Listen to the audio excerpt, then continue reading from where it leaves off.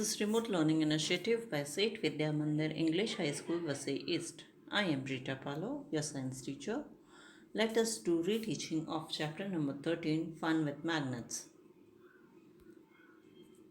Magnets.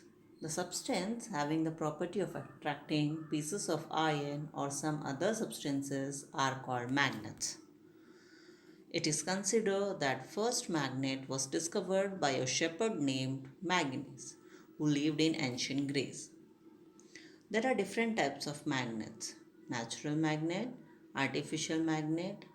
Natural magnet are the magnet which we get from nature. Magnetite is called the natural magnet. The natural magnet contains iron.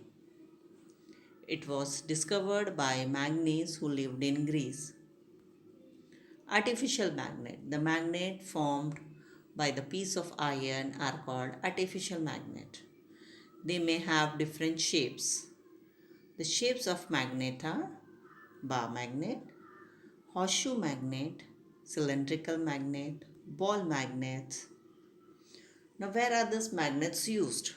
Magnets are used in our refrigerator door, in our pencil box, in our toys, in our pen stand, in our compass box, and in the compass also to show the direction.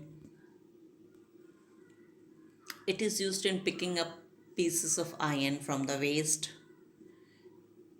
Types of material on the basis of effect of magnets: magnetic material and non-magnetic material.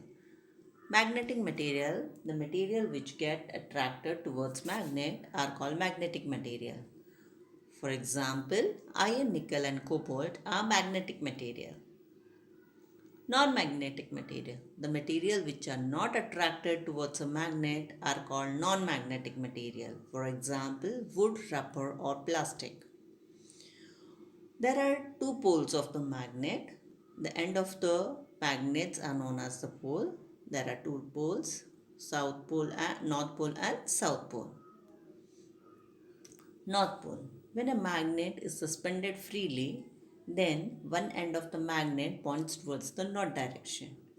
That end of the magnet is called north pole, and it is indicated by sign N.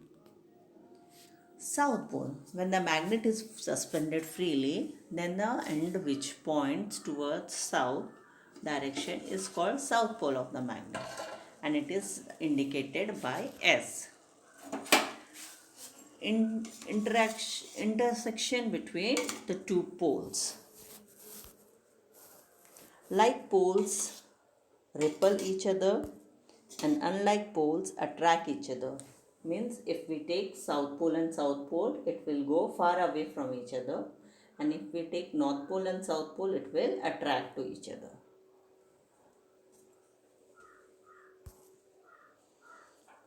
Strength of the magnet is always towards the pole.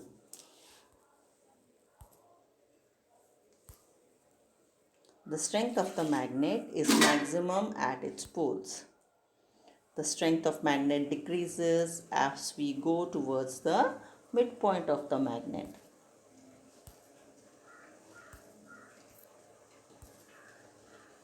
The strength of the magnet is very less or zero at the middle of the magnet.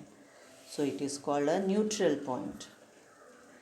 A piece of magnetic material can be magnetized by rubbing it with a permanent magnet. If we take a permanent magnet and a piece of iron and rub the iron with the magnet for several times, then the iron can be turned to a magnet.